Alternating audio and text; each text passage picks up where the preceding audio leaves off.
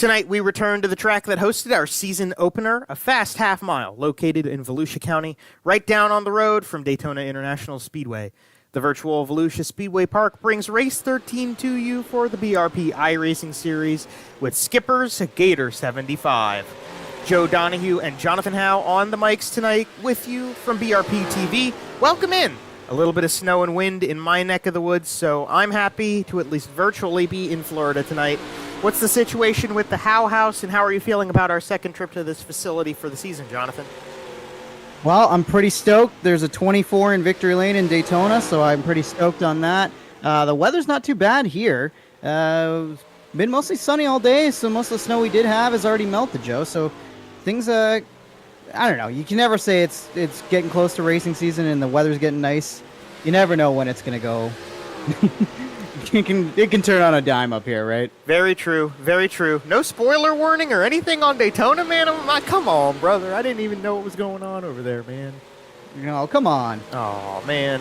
Oh, well, it's all good. Hey, that race is over and ours is about to start. Welcome into Skipper's Gator 75 lap feature on the docket from Volusia tonight. We are probably going to only have one heat race. Only got 10 cars on track right now with the BRP iRacing series. Jonathan, 10 cars is definitely a lot less than we had the last time we were here, but we've got some of the heaviest hitting drivers that this season has seen so far, so we should still be in for a good treat. Lots of vacations happening around this time, you know, more than a few guys down in Florida. I know Dean Reynolds, Dirk Cardine sent us a photo from Daytona where he just watched the end of that race as the 500 gets pushed to Monday, so not a surprise that he would be down there, of course, working with the Super Dirt Car Series and all their modified racing down at Volusia this past weekend. So really cool to see, you know, so many guys enjoying the winter time, but we miss some of them here tonight. And I don't know what this is going to bring for us. I feel like I'd say we could have a surprise winner, but there's a lot of heavy hitting favorites that have showed up once again here tonight. Well, yeah, when you consider we've got Cody Higbie in the house, we've got the Roselli brothers, Ryan Beagle is here, Gavin Eisele as well, even down to Porter. I mean, I think are we at every single one? Let me double check. Yeah, I mean, the only race that got won by anybody who's not in the field tonight, we had one win for Brandon Plank that he's not here. Every other race win this season is accounted for in this field tonight, even though it's only 10 cars. Yeah, surprising to see so many of the winners show up, make a priority of this. It's great to see. Not a surprise to see Cody Higbie at the top of the charts, as well as Dominic Roselli and Anthony Roselli, who are also up there. Good runs, good speed so far from Sharp, though. He might be. I feel like we've circled him more than a few times, Joe, and I really think he's probably due for one here. Oh, I would so agree with that. I would love to see Jeff Sharp take one to the checkered flag for the first time in, I believe, series history. I don't think he's ever won before. I might be wrong about that. At least as long as I've been a part of this series, I have not seen the 28 car in Victory Lane. We'll have to see if he can change that tonight. Car looks kind of good, and less cars might equate to that. Qualifying going to start now. 3 minutes, 2 laps apiece. Dean Meitzler going to be one of the first guys to go out onto the track. There's somebody who has had some good luck and a ton of very average stuff going on in this series. He's had a lot of races in the past few weeks, Jonathan, that he has not spoken highly of. Not racetracks that he's necessarily enjoyed a ton. So maybe tonight could change that around. Yeah, it's possible. There is Dean Meitzler, new granddad as well. Should point out, congratulations to him and his family. We'll see what this track brings for us here tonight. Gavin Eisele to the top of the board quick, and then followed quickly up by Anthony Roselli as well. Anthony Roselli into turn number 3 here. You see him running the inside line. He's got about 2/10 up on Eisele, and now Higbie goes to second on the board. Does Roselli go better on lap number 2? He does not. So Higbie jumped to second there. Matt DeRitter goes to 6th place. There's a guy who really hasn't been having the performances these past few weeks that we sort of have come to expect from him. He's a little bit of a slump here in the midseason for Matt DeRitter. He's just trying to regain some speed and regain maybe a couple podium finishes. He's only got one to his name so far this season. Yeah, we'll see. This could be a great opportunity for somebody like Matt DeRitter to jump up there. Tyler Pacholski's quietly put some solid runs together, made his way up inside some top 10s as of recently. You know, if he can keep his nose clean, he might be somebody that could surprise some folks in the hot tamale. It goes third quick, and that was his first lap in, I believe. So he's going to have one more to go. And then Ryan Beagle is going to be the last car to qualify. So he will get himself the luxury of uninterrupted airtime with the Ackland Insurance number 84. I always say with the guys who run these leagues, Jonathan, I was like, you know, everybody wants to jump out there and go qualify right as soon as the qualifying session starts. But if you wait, you're pretty much guaranteed time on the stream. And Ryan Beagle's getting that right now. We'll see what his lap time looks like. It is going to be not a good one. Oh, surprising. I mean, it's one of those things, too, where you actually get a chance to kind of watch what else doing. Maybe you can set yourself up, pace yourself based on what you're seeing on there. But either way, Ryan probably going to want to improve on his lap speed and single car come race time. But Anthony Roselli, top of the charts. Roselli at the top of the chart over Cody Higbie, Tyler Pachalski, Dominic Roselli, and Jamie Porter. As Beagle's just going to get a couple more laps in to practice a little bit. And then the session will flip over, and it will be go time for the first heat race of the night, which is going to be the only heat race of the night. We'll run it down for you very quickly. Starting from the pole in this heat race is going to be Anthony Roselli in car number 7. To his outside is going to be the number 97 Iceless machine of Cody Higbie. Starting in third place will be the number 21P of Tyler Pachalski. And to his outside going to be the other Roselli brother, Dominic, from 4th spot.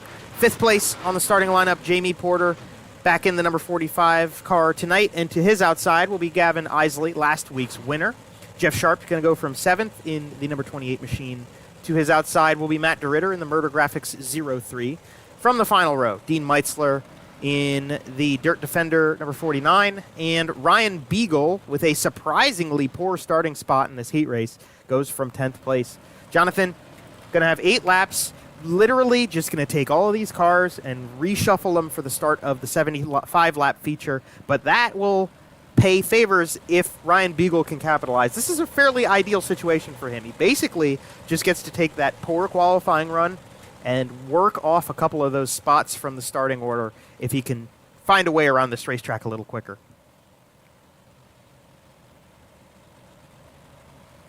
And we might have lost temporarily Jonathan Howe, so it's going to be me on the docket here. We'll try to see if we can get Mr. Howe connected back with us. Excuse me. Head happens sometimes. We run all this stuff through computers and internet and software and nonsense, so every once in a while we have issues. But we'll get Jonathan back and look at his split time. And why not start the night off with 8 laps? 10 drivers, BRP iRacing Series, race number 12 of the season. Skippers, Gator 75. Skipper being Matt Skipper, old buddy of mine, Matt Skipper, who worked at this racetrack for a little while. Now he works with World Racing Group. And we'll get it back. Might have got Jonathan back. And the green flag is going to come out. Anthony Roselli going to hold it. And let's see, Jonathan, what are we going to get into turns 1 and 2? Yeah, it was weird. My audio just Lord. disconnected. We're wrecking in turn 1. Oh, crazy. As Dominic Roselli goes around right in the middle there and stacks him up, where we're going to stay green, it looks like. And Anthony Roselli instead is going to lead lap number 1. So a tale of 2 laps for the Roselli brothers. Yeah, definitely 2 different runs there. Anthony Roselli, very good start for him. Dominic Roselli dropped back like a rock off of that poor start, and that brought DeRitter backwards with him. Ryan Beagle able to capitalize a little bit. We got a little battle going on here for 3rd place. Oh, my gosh. Gavin Eisele is cutting it close down on the inside of the racetrack. He's got Jeff Sharp to his outside. Dean Meitzler was trying to contend from 5th. Doesn't look like it's working, and actually that's going to be a battle too. Pachalski to the outside. Oh, and Beagle into the inside. Wow, good racing throughout this field right now. Only 10 cars out there, but they're giving it all in this heat already.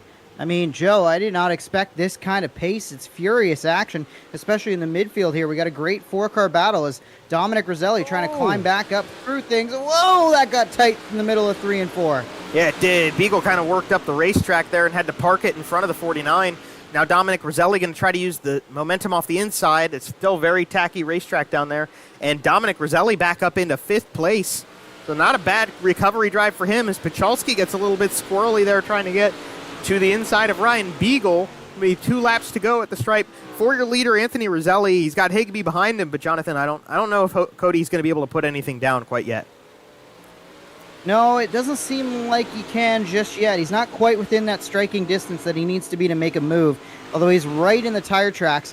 I'm interested to see where he migrates around this racetrack to set the move up. This is a great opportunity to learn if he finds himself in a similar situation later in the race. Look at him wrap the bottom there, and he'll stick a nose to the inside. Higbie going to look again. 1 and 2 might be where Roselli can hold on, but I don't know about 3 and 4. Cody Higbie was very strong the last time through there. Now he's got an edge. Nope, he's going to back out of it. Roselli's going to go high. Does that give the opportunity to the 97? It does not. Anthony Roselli wins the first and only heat race of the evening over Cody Higbie. Gavin Eisele and Jeff Sharp's going to round out the top 4, getting those points-paying positions out of what we basically had as a qualifying race to set the order for the feature tonight. 5 minutes of warm-up coming over. Jonathan, track's kind of tacky, a little bit young, only 10 cars. Are we going to see it work in? How much so? Does it affect things? Are we expecting a train race? How are you feeling about the way the track's looking? I'm feeling like with this little amount of cars, I don't think we're going to see a ton of track change, Joe. That's what I'm expecting to see. I don't really think, we've had races this year where you've really had to start one lane and then immediately drift somewhere else, whether it goes top to bottom, bottom to top. I don't think we're going to see that necessarily here. Maybe they'll burn out the bottom side of the racetrack, and that might force them up to the top, but I just don't see that. I don't really either. I might see whatever line's dominant at the start could get used up, but we're definitely not going to have the same stories that we've seen in past weeks, and especially not what we saw the very first time we came here. I'm not anticipating that's going to be much of a factor. One guy that will be much of a factor, is this guy, number 97, Cody Higbie. Cody Higbie comes into this race as the championship leader, points-wise, by almost 50 points over Ryan Beagle.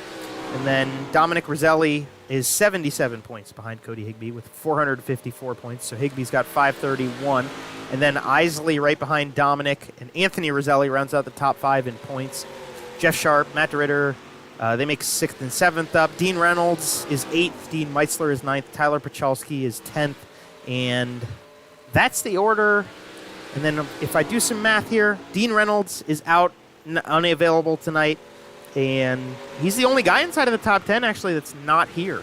So that's pretty solid. That's kind of, what's kind of surprising me about this, or what I'm thinking about, Joe, is, we've seen Cody Higbie struggle, as crazy as that is to say, but with this few cars, why not go for broke? I feel like this is a race where Cody Higbie can really be aggressive, because at worst you're going to finish, 10th, 11th? That's not a horrible points day. It's not a huge loss compared to what you might lose when we have a 20-car field. I feel like this is the time where if you want to be aggressive, now is a great opportunity to be aggressive. Go out there, lead as many laps as you can, control this race as much as you can. And really that goes for anybody, but I think Cody Higbie especially could really have a statement win tonight. I could see that. I would agree with that too. I think the stakes are definitely lower because you don't have to worry about, you finish 26th, you don't get anywhere near as much points. I mean, if we had a full field and you finished last, you'd be racking up a solid 17 points compared to the winner getting 45. So, yeah, why not? Go for it a little bit. Maybe fish out an 8th or a 9th place. You got plenty of position on track, and I mean, he was fast in qualifying. He did well in his heat race. I could see it. Yeah, I vibe with that. Mr. Howe. We'll see, man. I don't know. It's just, I don't know. There's so many things that could happen in this race with so few cars. I think you want to be out front. I think you want to be in control of this race as much as you can. And, if you're Beagle, you want to get up there and work your way towards the front as quickly as possible. If you're Gavin Eisele, you see him at the top of the speed chart right now. Another guy that you're going to want to have. You're going to want to get out front and gain what points you can on Cody Higbie. If you're Cody Higbie, you really got nothing to lose. This is a go for broke night. Like I say, I think with the way this racetrack's going to work, whoever figures out that bottom line the best, fastest, that's going to be the race, man. I think I could agree with that. I'm not a huge fan of the top side at Volusia, to be completely honest.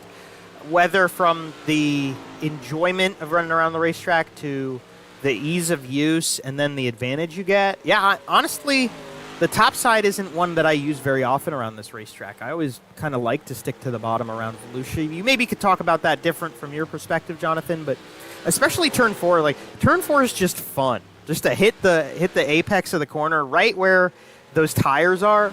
Yeah, I just genuinely enjoy that, but I also feel more comfortable down there. I don't know about you. I think the biggest thing with that is you have to avoid clipping those inside tires. It's tempting to just wrap the bottom, like I was talking about what Cody Higbie did in that qualifying race there, where you can wrap the bottom really tightly. But if you've got somebody down on your outside and you're stuck down there, you got to make sure that you almost race with some elbows out, because it's a lot easier to run into your competitor on the outside as opposed to run into those barriers. It'll definitely cause a lot of damage and maybe even force you to use one of those resets. Oh, Jamie Porter takes out his buddy Tyler Pachalski right at the end there. Yep, the end of the warm-up. Gavin Eisele went quickest, and we're ready for the 75-lap feature. Skipper's Gator 75 coming to you live from BRPtv. Jonathan Howe alongside myself. I'm Joe Donahue. Let's look at the starting lineup for tonight's showdown. We start from the first position with the Van Sickle Electric number 7 representing Pennsylvania in the House of Speed. Machine is the Ice Chip Anthony Roselli. To his outside, driving the iceless Handsome Devil Catering and Barbecue, number 97 is Cody Higbie. From third place on the grid, out of New York in the Performance Automotive Showtime Custom Wraps number 18, it's the gas man Gavin Eisele. And to his outside, driving in the number 28 machine, also out of New York, is Jeff Sharp. Starting from 5th place in the number 80, the colorful Van Sickle Electric 5L Enterprises machine is Dominic Roselli, a.k.a. D. Rose. From the outside of row number 3 will come the number 84. The big dog out of Ontario in the Ackland Insurance APC Auto Parts car is Ryan Beagle. Starting from 7th place, driving car number 49 from Pennsylvania, the RockAuto.com Icon Performance machine of Dean Meitzler. And going from 8th place on the outside of him in the 21P out of Ontario, Smithville RV. And Nickel Street Clothesline on the side for Tyler Pachalski. Starting from 9th place in the 03, the Murder Graphics Beef Esports MDR Designs machine from Pompton Lakes, New Jersey's Matt DeRitter. And from 10th place in the number 45 machine, the Pistol, Jamie Porter out of Welland, Ontario in the Evergreen Thrift Store, St. Catharines Marina Modified Machine. Via iRacing, 10 drivers, 75 laps. From the virtual Volusia Speedway Park. Jonathan, I'll let you have it for the start of this race. Hoping to see a good one. That track's still plenty young for us. Track is young. Track is coming to green. Flag is up. Pedals are down. Away we go at Volusia. 75 laps from the Sunshine State, or at least the virtual Sunshine State. And we got some sunshine on the racetrack right now. Good battle at the front. Cody Higbie trying to make the outside line work. Slide job, Anthony Roselli. I don't know if I would have done that move as he opens the bottom up, and they're 3 wide for the lead. Man, there's a lot of race left in this one for a slide that aggressive, but fortunately Cody Higbie didn't want anything to do with it. He waited it out. Gavin Eisele now moves to the inside. Anthony Roselli is going to control the lead, at least for the moment, coming to the stripe for the second time. He leads it. Higbie and Eisele make up the rest of the podium spots. We got plenty of time for that to change, and Jeff Sharp's right there too. Good racing at the front of this field. Gavin Eisele having a look and working over that number 97 of Cody Higbie. Right now, Anthony Roselli, I like the line he's running. He's using the top side. He's giving himself the opportunity to get to the gas quicker than you know what? I didn't really expect this line. You know what? I really am shocked that he's going for it. That time we saw him chop down. This time he's up in the rough stuff, looking for grip. We talked about, Joe, the inside line probably being the dominant line, but Anthony Roselli's proven us wrong right now. I really like the line he's running. It's shocking me. Yeah, but Higbie's right there and not going away, and I wonder about how long this lasts for Roselli. Although I don't know. Let's count them. Got one down low, one up top. That seems pretty even, actually, I would say, by the looks of the whole field here. It looks like the whole track's getting plenty of use, so yeah, this could keep working for a little while for Anthony. Yeah, we've seen even a couple guys kind of run more of a middle groove, like you can see the 84 Ackland Insurance ride for Ryan Beagle doing exactly that, using the middle line, trying to run where nobody else is when he's got a car in front of him. Now things starting to spread back out. Two lines forming up here, bottom side, top side. Kind of still seems like the top side is the prevailing line, as Gavin Eisele, the catfish, we're used to seeing him run down low, but he's not making up as much time forward as I thought he might. No, and here's a great indicator, I think, is Cody Higbie moved up top. He's the guy, he's watching the leader, he's got an unobstructed view, and he can tell when Anthony is gaining on him and when he's losing time. So to see Higbie move up to the top, I think that solidifies your point, Jonathan. I think the top side's the way to go, at least for the moment. And we'll see if it changes. I expect it to do so, but not quite yet. Looks like Higbee's still searching a little bit. There's plenty of time left to do that, though. Will this really change, though, Joe? With so few cars out there and about half, maybe 60, 70% of the field now moving up to the top side, are they really going to burn up the racetrack the same way we've seen when we've had those bigger fields? I just don't know. I think Anthony Roselli's in safe shape right now. Cody Higbie has not found a line that's working for him yet to at least get up there and challenge, but he's also running right in the tire tracks of that number 7 car. You can see the way he kind of arcs down off the corner from center on. I kind of like what he's doing there. It sets him up. If, Roselli slips up high, maybe Higbie can get to the inside and make a move in corner number 1. We'll watch it here again, Joe, as that time he doesn't quite cut down as sharply as he does, but he's definitely keeping the pressure on Roselli. Yeah, we might be into the middle of the race where it's time to kind of sit back and let things happen. One guy we got to jump backwards here because it looks like we're fairly tame up front. But look at that. I mean, this is phenomenal. I'm loving to see this from Jeff Sharp right now. He's contending with Dominic Roselli, who has been on fire the last couple weeks. He is very solidly holding on to third place, and this is a guy who sometimes he has a struggle for a top 10 even. He's had ups and downs this season. This is a big up for the 2018, and very good to see. We're enjoying this. Right now, Dominic Roselli, we saw him get wrapped up in that incident in the qualifying race. So I'm kind of impressed to see what I'm seeing. Whoa! As he tries to throw a slider there, almost runs out of real estate as he gets sharp to the outside. But I'm pretty impressed what we're seeing from him, being able to hang at the top of the charts here now. Just goes to show maybe he was a factor, or could have been a factor in that qualifying race had it not been for the early issue. Definitely could have been. Well, to see if he's got time to get around here. We'll see if he's got enough time to get up front, or maybe he might need the fortune of a lucky yellow to get involved in that. I saw Cody Higbie out of the corner of my eye gaining on Anthony Roselli. I think that has maybe subsided because it looks like the gap is building again for the 7 car out front. 18 laps into this race, 75 on the docket. Running very clean the whole way through the pack. Mostly spread out, I would say, too. I got this big train in the middle of the grid, and then a couple of guys kind of falling off and straggling at the back, waiting for something else to happen in this race. Meanwhile, up front, Anthony Roselli just minding his P's and Q's and hopefully conserving those tires. I think that's going to be important later. Yeah, tire wear seems to be one of the things that we haven't really touched on enough, Joe. I think we've seen in the past where being out front, you don't really have that pace car to set yourself against, and sometimes it's easy to set maybe too fast of a pace while leading things, and that'll burn up those tires and result in whoever's behind you being able to reel you in. Right now, Anthony Roselli doesn't look like he's in trouble of doing that, and he does actually have a little bit of time and room if he wanted to maybe start taking it a little bit easier in the corners to take care of those tires. He could do that. Great battle from third on back here. Sharp still holding off Dominic Roselli. Ryan Beagle's holding off Gavin Eisele. And is that Jamie Porter? I think it is Jamie Porter on the extreme inside in that 45 car, trying to move his way forward in this race. Yes, he's the only one trying the inside line right now. Dominic Roselli to the inside of Jeff Sharp. That wasn't even the inside line, though. That was more of a middle spot, and it looks like they're kind of just working the top side up the racetrack more. Nobody's really venturing too far down into the bottom of the racetrack outside of Gavin Eisele. Jamie Porter was doing it for a second. He now resides to the top, and it's the 18 next to the 84. They are in a nice little battle for 5th place, as the battle for 3rd place right in front of them. They've got a good front row seat to it. And let's use that to our advantage. Let's go on board with Ryan Beagle in the 84 as he follows Dominic Roselli. I like the line he's running, kind of in the middle. He hasn't really been right on that extreme inside line. He's got a lot of nice throttle work, as you can hear in the background. He's not just hammering it. He's really running it easy.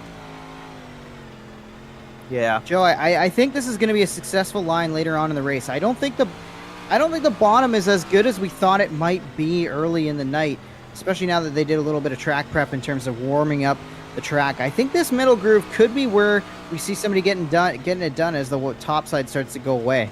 I agree with that. Now, I want to check here, because Ryan Beagle is, I think, safe to say, Jonathan, he's one of the guys who we call the most consistent and most capable of managing a race. He will very patiently ride through the beginning stages and then turn up the wicker when he needs to. So I'm going to stay quiet for a second. Let's go about a lap, or let's go like a half a lap on board with Ryan Beagle and listen to the throttle control, and then I'm going to compare. So just stay with me here for a second.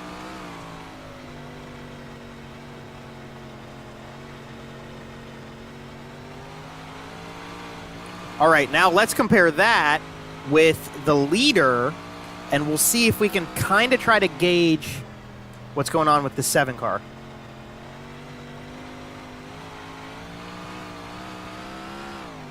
It kind of seems like he gets up to a lot higher RPM on the straightaway. I would agree with that, and I think out of the corner he's getting a higher RPM.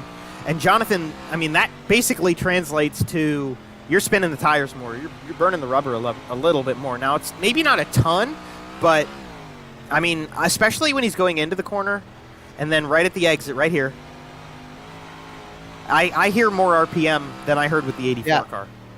Yeah, and you can hear him kind of almost spinning the tire, and it could be an issue towards the end of this race. I mean, we're a third of it in, coming up on halfway with just a few more laps from now. I don't know. I feel like if I'm Roselli, I want to back down just ever so slightly and save some car, save some tire. I would not disagree with you on that one. And it's surprising to me because if you think back to Port Royal, we saw Dominic Roselli at Port Royal really take the lead and use the car up early to get a big lead for a while. And then about halfway through the race, the tides kind of turned and Anthony became the fast brother. And he passed for the lead, and he had that huge lead that, unfortunately for him, a very late race yellow took away. Otherwise, he pretty easily had Port Royal won. Now, this is interesting because what we're seeing right now is a little bit of the opposite, because Roselli, he was not the rabbit at Port Royal. He was just minding his line and taking care of his car up until like the middle of the race, per se. Whereas tonight, he just shot out of a cannon and he's going. And I wonder if he's got that in mind, or if he's that confident in himself that he's willing to do this so early, but makes me a little bit nervous. Definitely a little bit, but we've also seen some races this year, Joe, where we thought tires were going to get burnt up and they didn't. We thought track might get burnt up. Today, I don't really worry about the track so much, but at the pace that Roselli continues to run, I don't know. I worry a little bit. But I guess the other factor with that too, Joe, is that if the track's not getting burnt up as much, there should be some cool spots that he could search around and hit and at least take care of those tires, even with the line he's running. Just like that, where he was up there right up against where that cushion is formed, or at least dipping a tire into it. So I don't know, Joe. I think Roselli might be okay here with the current situation in this field. Yeah, I was going to say, Jonathan, you might be a psychic for saying that right as Anthony dipped up into the outside of the racetrack, because it looks like, yeah, I mean, you go up top, you go into the fluffier stuff where it's not as shiny and it's not as warm. That might be a good way for him to keep that car underneath him in the long term. He's really the only guy I can see doing that, although he's also conveniently also the only guy I can see right now. He's pretty much in his own zip code. This little battle from, 3rd to 7th is still fairly heated up. Let's check with these guys. There's plenty of cars, so Jamie Porter jumps over the cushion. He's the only one doing so. Yeah, he's pretty much, Roselli's the only one who's trying to take advantage of that right now. Yeah, it looks like Sharp has found himself to the bottom of the racetrack, which was a different line than we were seeing earlier from that 28 car. And I don't think it's working as well for him as Ryan Beagle has now gotten by. And it looks like Porter's going to try to move around on the outside as well to move up this battle here for the final spot on the podium. good racing from third on back. They're going to settle into line here, and Beagle's now going to run that middle groove. We've seen him in throughout the night already. He tries to work over Dominic Roselli, and Beagle, if he wants to minimize the damage tonight, he definitely wants to get up there and maybe see if he can get ahead of Higbie. Not going to do that right now on raw speed. He's probably going to need a caution and pull that off, but if he can get up there at least to third, that definitely minimizes the damage as they run under green. We'll just see if he gets... Oh, speaking of cautions, that was close. As Dominic Roselli, I talked about you have to watch, Joe. If you're going to run down there on the inside, it's easy to clip that berm. Yeah, Roselli did clip it. Fortunately, he clipped a piece that was just concrete, so no issue, hopefully no issue. It does kind of look like the car might be driving a little bit different, but it doesn't look too bad. Ryan Beagle was gifted that spot, that final spot on the podium as a result. And Dominic's going to have to try to recuperate that, but Jamie Porter on his inside now, too. Porter not going to pull a slider. I was wondering if that was going to be the opportunity for him. Not quite. Although, now he's got a good run into turn number 3. I think Porter's going to be able to capitalize as well. So, hitting the wall that little bit there, Jonathan, it's going to keep hurting Dominic Roselli until he can kind of try to wrangle this back into shape and give a whirl at that number 84 car again. Yeah, you can see Jamie Porter's gone down low, and he's doing a pretty good job. Whoa, as things get tight there with Dominic Roselli. But he's doing a pretty good job staying off the extreme low line, not clipping the wall, not putting himself in danger of doing that. Just be able to slide right through the middle of the corner. Now, I don't think he's getting the exit, the drive off he wants, but it's definitely a fast way into the corner, and that's where he's gaining a lot on Beagle and on Dominic Roselli. Oh, Porter, man, he's making this 3 wide for the third spot. That's crazy right now. We're coming up on 25 laps to go. So you're seeing third place Ryan Beagle on the outside. He's got Dominic Roselli and Jamie Porter fighting with him. Gavin Eisele is within sight, but not touch. And then behind Eisele is Jeff Sharp. Matt DeRitter, Dean Meitzler, Tyler Pachalski, they are all back there somewhere. Just falling off a little bit from the rest of them, trying to put in some laps and maybe hoping for a yellow. Meanwhile, Anthony Roselli could be looking at lap traffic in not too long, Jonathan. He's lapping, what do we got here? He's lapping about 0.3 of a second quicker than these guys. Only 17 seconds around the facility, so he could very easily be within an arm's reach in not too long. I keep waiting for this car to have some signs of fall off, but I almost wonder if what's really happening is Cody Higbie behind him is burning some stuff up, trying to keep pace with what Anthony Roselli's doing right now. Roselli's kind of out on an island by himself, as is Cody Higbie. He's not in danger of falling back into this third place battle at all, but he's not really gaining a ton of time, as he actually just lost, looks like another 1/10 of a second to our leader on that last time by the stripe. So coming up on 20 to go here shortly, and I don't know, Cody Higbie's going to need to really dig deep here if he wants to start reeling in Roselli. No, it's not going to happen that time either.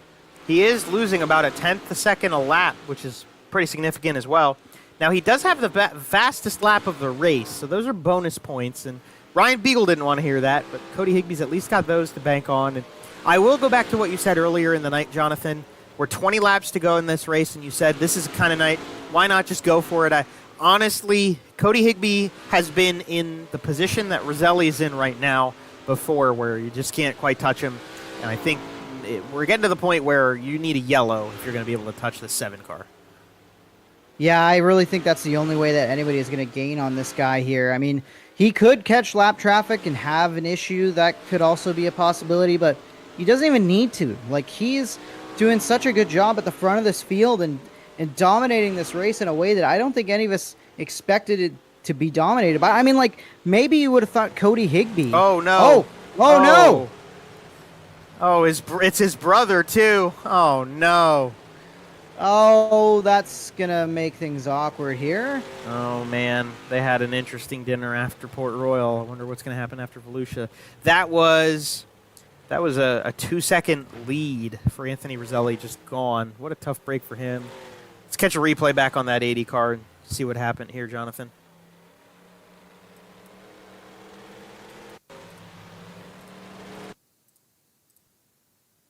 See if we can't figure it out. I mean, he was up there. Oh, no. Looks like he's got a good run. Oh. Just try to keep that forward momentum. Oh, and Jamie Porter gets a piece of it. Let's see if Gavin Eisele's. Wow, what a maneuver! Yikes. Well, it's just 2 cars backwards, and Isley might have got to the wall on the outside a little bit, but nothing too crazy. Porter does a little J-turn, actually, to get it pointed the right direction as well. And unfortunately, Dominic Roselli did not get to do that. Tough break for the 80 car. He is going to have to go from 10th place on the restart. Late in this race, I would not want to be doing that. I would not want to be doing that. No. And I would not want to be lining up with Cody Higbie right behind me either for a restart with now looks like we're going to have probably 15 laps to go, I think, when we get the green back. And, man, Anthony Roselli was on a Monday night cruise, man. That was as dominant a performance as I've seen. What does it mean now? I don't know, Joe. I would like to think that the field's got a shot here, but with how well Roselli was running it, do they really? That was a question I was going to ask you, Jonathan. I was hoping that I would ask you and you would answer the question so I didn't have to. But I do think what you're saying has some traction. He's so good right now. I mean, he's a 10th quicker than Higbie a lap, or at least he was before this yellow came out. I wouldn't be surprised if he put the gap back in there because the track really, it's changing, but not a ton. And he's been very good with it so far. There's really only one way to find out, and we will find out. So 15 laps to go from it. Green flag going to pop back out, and Roselli with a phenomenal restart. And, yeah, that's what he needed. He needed to get off that with a good restart, and he did so. And Higbie's actually now going to have a little bit of pressure from, 3-4 cars behind him. Yeah, it looks like Beagle's trying to make that move. We talked about a caution could go a long way for Beagle making up some distance or at least eating into that points lead, finishing ahead of Higbie if he could do it. Now Higbie goes to the top side. He'll take a run at Anthony Roselli. You mentioned that restart from Roselli. He punched it so early, he almost clipped the back of the iRacing pace truck before it was able to get to the safety of pit road. But right now, good stuff from Anthony Roselli to maintain this lead of this race, as I don't think the bottom line is working, at least not for Ryan Beagle. Higbie's going to try it, and he'll actually close up within a car length. Yeah, and Beagle's going to have a fight with Eisele to go through, as well as dealing with Mr. Higbie, and now they're 3 wide for 3rd place. Porter's still in the mix. I like Roselli's line kind of all over the place. He's just trying to search and find the right spots to be in. Cody Higbie is not out of sight yet. Definitely staying close as 10 laps to go is incoming quickly. Gavin Eisele moves up into the podium spot. Good stuff from the Catfish. Gavin Eisele, who's now using more of a high line than we saw him use earlier in the race. We'll see if he can capitalize here on some track position. Not necessarily that far away, maybe within striking distance of Cody Higbie, but Higbie moves in closer on Roselli as there's 10 to go. I'm not going to lie, I'm feeling like we're coming within sight of another one of those yellows where somebody gets into the corner a little hotter than the car in front of them and just tags and turns them. Because the guys, it looks like if you just generally look over the whole horizon of these cars, some of these guys are going in hot and some of them are coming out hot. And unfortunately, that usually can lead us into a yellow flag. So maybe we'll hope to not see that. We got a really great battle going on here right now because Anthony Roselli just searching desperately to find a little bit of an extra track point, a little extra oomph to stay in front of Cody Higbie, who is really starting to turn it up a little bit. He's finding a way around the bottom side, which we were expecting to be kind of the way to go. And maybe not in 3 and 4, but definitely in 1 and 2, Jonathan. Higbee's found something down there. Yeah, it looks like Anthony Roselli's doing just enough to maintain about a car length, although right there, Higbie gets a great launch in the middle of the corner, but you see he gives it up on exit. So now he'll back up, and he'll try to sail it in once again to get alongside Anthony Roselli. Can't do it, but he is close there, Joe. I mean, this is going to be tough. I mean, Higbee's going to have to do some searching. He's so close, he can taste the lead, but he can't make the move. 2 very different lines going on right now between Roselli and Higbie, although now Higbie jumps up into the tracks to stay up high with Anthony there. 5 laps to go at the line.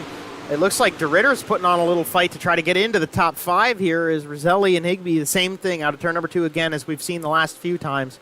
Roselli likes to stay low in turn number 2. Higbie likes to go high, and then they kind of flip-flop through 3 and 4. 4 laps to go at the stripe again, and if nothing changes here, Jonathan, Roselli's looking okay. Yeah, it certainly seems like he's doing just enough to maintain that and keep an advantage over Cody Higbie. Higbie is really close, and seems like if he could just get the drive off, maybe he can get to that back bumper. He just gets such a run through the center of the corner, but he almost has to catch the car as it comes off. That time, not as much given up on exit. We'll see if he's found something here with now 3 coming to 2 laps to go. Popsicle sticks in the air. Really can't change anything right now. If you're Anthony Roselli, you've been running such a good line for so long here, and now he's getting closer and closer really quick, just checking back in here. This battle for 4th place, Eisele and Porter. There's Matt DeRitter behind him. You're just looking at that really quickly so we have some sight on it before the white flag comes out one more time around for Anthony Roselli. Jonathan, bring us home. Down in 1 and 2. Cody Higbie having a look to the inside, trying to keep the hammer down. A great exit there from the 7 car of Roselli. Anthony Roselli, one more set of corners. Higbie's going to launch one up to the high side, throw the Hail Mary. It's going to come up short. Anthony Roselli gets the win over Cody Higbie, and Ryan Beagle rounds out your podium there. Looks like Jamie Porter 4th, but Anthony Roselli, dominating performance, survives the late caution, the little 15 or so lap shootout at the end, and the 7 cars back on the top step. It's going to be victory number 1. First time for Anthony, second time for a Van Sickle electric machine.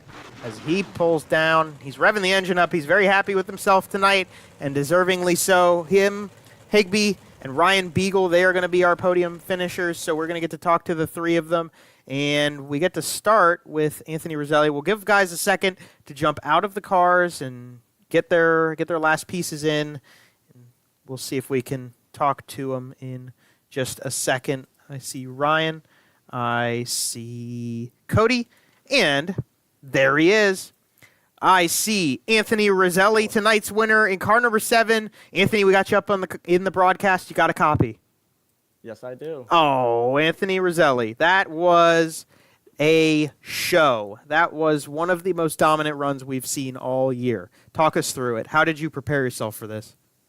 I kind of just thought back to earlier this year. Had a lot of speed at Volusia in our opener. I really, truly think I could have won that race. And I just kept that in the back of my head that I know I'm really fast here. So I knew I just had to really put down a solid qualifying lap and then really be starting up front for the future. So I had a really good heat race, and then I just needed to hit my marks, which I did, which was really, really awesome. I really wanted to get slick earlier, but it didn't, which was fine. We made do with it, but it just kind of held my breath for 75 laps. Well, talk to us about the 75 laps, too, because at least from the outside of the car, it would not have looked like you were holding your breath. You seem to have this on lock the whole way through. Now, the track didn't really change a ton, but it did change between the 75 laps. So how did you stay on top of that? I kind of just did a little bit of searching. I kind of knew where it was going to go. This place is notorious to kind of be like a slider fest, and when it slicks off, and then you can kind of run the bottom in 1 and 2. So I kind of just kept that in mind, that I knew that those could be potential lines, but then always once in a while, if I got a big enough gap behind me to be able to try something, because I didn't want to try something that wouldn't get work when Cody was too close to me, because then it just left a door open for him. So whenever I had room to try something, I did. But then once I found something, and then I really saw I was starting to pull away from Cody there in that middle of the race there, I knew that was the line. I just needed to keep hitting it. Well, you did so. Now, middle of the race, yellow flag. How was your brother? Talk to us about, if you were nervous, how'd you feel on the restart there? Because you had such a big lead built up, and then it just all dissipated so quickly. Yeah, I kind of got flashbacks of Port Royal when that happened, when I came around and I saw Dom was turned around. He said sorry to me in Discord there when we got the caution out. But I knew I knew what I did wrong at Port Royal on my restart, so I knew I needed to really get the car pointed as soon as I went and hit my line, make sure I really hugged that bottom going into 1, which is I did. I was a little worried that the top was really going to be the way around on that restart, and Cody was going to be to get a tire on the outside of me and drive around, but I had a good enough start where I was to get right back into my line that I was run. Wasn't as fast after that yellow as we were before it, but we're just quick enough just to hold on for it. Hey, man, just quick enough is quick enough around here. You did it, broke through, first win with the BRP iRacing series. Congratulations to you. Who do you want to shout out and thank on the broadcast? Oh yeah, man. First, I should thank you guys and Beef and Matt for putting this on. You guys put on a great race. I also got to thank Fanstick Electric, Mobile Metals, Hollywood Towing and Auto, 5L Enterprises, Snyder's Construction, Accurate Collision, Lowest Carbs. I got to thank my fiance Kate who puts up with me, and then I got to thank my parents for watching, and then Don for being a good teammate. That's awesome. That's what we like to see. Congratulations, my man. We always love seeing a new winner come in here. So maybe we'll see if you can repeat again next week. I hope so. Thank you, man. All right, and that is your winner, Anthony Roselli from the Top Step. We'll hand the second step over to Mr. Howe. Jonathan, you get to talk to a guy who is just coming off of breaking his streak of podiums 2 weeks ago and another second place. We'll see how he feels about this. Well, he's here to start a new streak. Cody Higbie, second step on the podium here tonight. Talk to us about the drive, Cody, and just not quite able to run down that 7 car. Yeah, that was pretty tricky. I felt like I was making smooth laps and stuff, but Anthony was just overall better. He really got out to an early lead there, and I really couldn't catch him. We were running about the same lap times, and I just couldn't really find a line I was comfortable with, and I had really no chance at him until that caution came out, and then I kind of just told myself just to run clean, consistent laps and kind of drive it straight through the middle. And I figured that was my best shot. And, he was still able to pull it off. So congrats to Anthony. He ran a great race, like I said. And did it feel like the track really changed? I know there was only 10 of you out there, so not as many cars as we're used to seeing. How much did the surface change from start to finish for you guys? Yeah, so they reset the track for time trials, I think, and I think it really helped. But like you said, there was only 10 of us out there, so it really didn't burn off that much. But, there were still lines coming in and out. Like the slider line was pretty key in 3 and 4 all race pretty much. But in the beginning, the top was pretty dominant, and then 1 and 2 was kind of all over the place. You kind of had to run a slider at some points and then run the bottom at other points. So, yeah, the track was really challenging, and that was one of the key parts of Volusia is just maintaining the track lines. Well, it was a great run from you. Who do you got to thank for the second place effort here tonight? Yeah, I want to thank you guys for putting this on, everybody that's watching. And, I look forward to doing this every week. It's really awesome. And, Volusia is one of my favorite tracks, so that was pretty fun. Even though there was only 10 of us, I feel like we put on a pretty good show. And it went pretty quick. I felt like even we had that long green flag run, and that felt like forever. But other than that, the whole show went pretty quick. Yeah, it was a quick one. It was a blistering pace from you guys at the front of the field. Congratulations on the second place and getting back to the podium here, Cody. Thank you. Yeah, it feels good.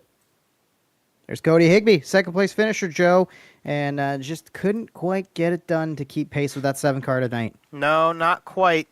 Not quite at all. Some nights Cody's the guy out front like that, and tonight he was just the one spot short.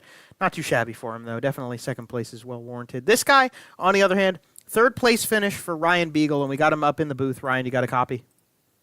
Yep. Oh, we got you, Ryan. All right, well, one more time behind the number 97. Championship-wise, not quite what you needed, but overall, the track was a little different tonight. We've gotten used to the tracks being slick with this series for the past few weeks. Last week was kind of a turnaround. This week, more of the same. Seemed like it was pretty young. Did that cause any issues for you at the beginning of the 75 laps? I kind of got behind. I was watching the end of the 500 and didn't do any practicing, so I was kind of rusty there for the first little while, especially in qualifying, and kind of got the hang of it there about quarter way into the race and come up through there a bit. Well, I don't blame you for watching the race. I was watching a bit of the 500 myself before we got in here. But talk to me about this thing with Cody Higbie. He's just strong, and especially now with the Roselli brothers jumping in there too. You are fighting to stay in that front pack, which you are doing, but the competition has heated up in the middle of this season. Yeah, that's for sure. Cody's really good, and both of Roselli's are really good, and Gavin and Jamie, everybody's right there. There's other guys that come up come once in a while. They're when they show up, they're really good too. And yeah, it's just really competitive right now.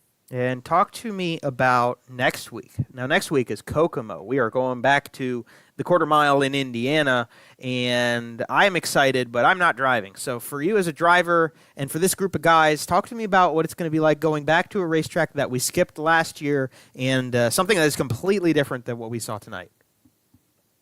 I really like Kokomo. I haven't been there in a while, but you always used to be able to run the bottom right against the tires and in the grass for some part of the night, but it'll probably end up on the top. But it's so wide that it should be a pretty good race.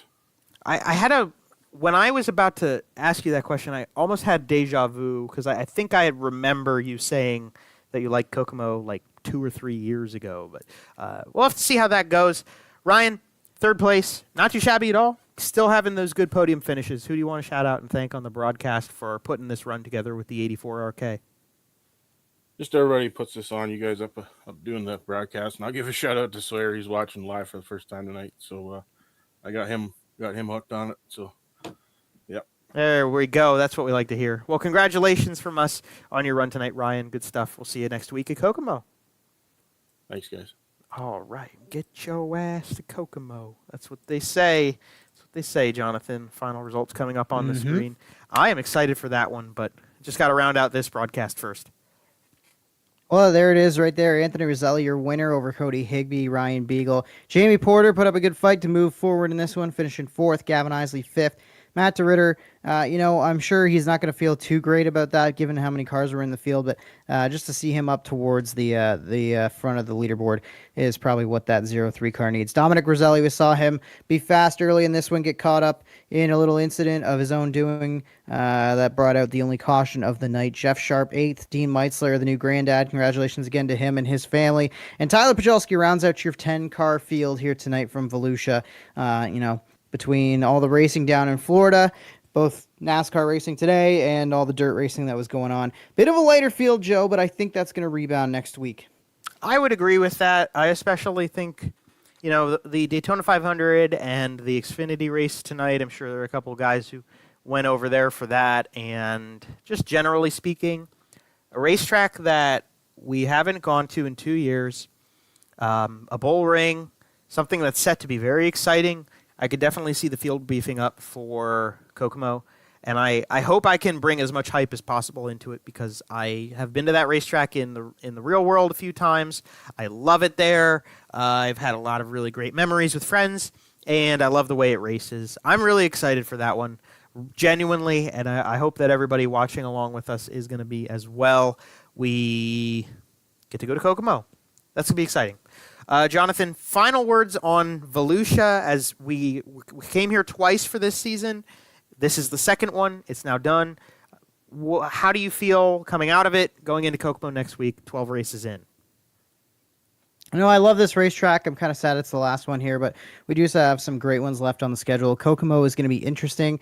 I think it's a pretty unique track. It's a track that's going to be a challenge for some guys. You hear guys like Ryan Beagle who are kind of excited about it. But again, if you haven't been there in a while, you don't know what exactly this new model in terms of tire wear and damage, all that sort of stuff that the game has updated as of late. Then it might throw some curveballs into the mix.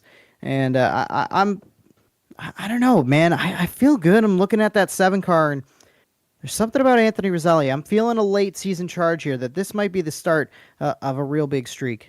It very much could be. Both those Rosellis really have started putting good points finishes together. Dominic, not quite as much tonight, but definitely Anthony. I think he maxed out even. I'll have to go back and double-check that. But in the meantime, yeah, it was a good night at Volusia. This is a great racetrack. There's a reason we come here twice a year for this series, so hopefully we'll hold out until we come back again in next time. But until then, on behalf of Corby Daniels and Matt DeRitter, all of our partners and sponsors with the series, Jonathan Howell alongside myself, I'm Joe Donahue. We want to thank everybody who supports the series, who comes out and watches. Shout out to my dad. I see him in the comments every week. He's downstairs listening in. I know all of our supporters for the cars, all of the family and friends who come out and watch their drivers, and just everybody who's been supporting BRPtv and the BRP iRacing series. It is truly a pleasure to be here with you all on Monday nights, and next Monday night is going to be even more of a pleasure than the immense pride I have in what we do every week. Anyway, because we get our asses to Kokomo. So 1 week's time. Subscribe to the channel, hit the bell icon notification from YouTube if you want to make sure that you're here right as we go live. It'll give you an update notification through Facebook as well. Everybody watching over there. Hope you all have a great evening. Go watch the end of that Xfinity race if you can afford to stay up late tonight, because it's probably going to take a while. And on behalf of our whole crew, I'm Joe Donahue signing off for the night. Take it easy, everybody.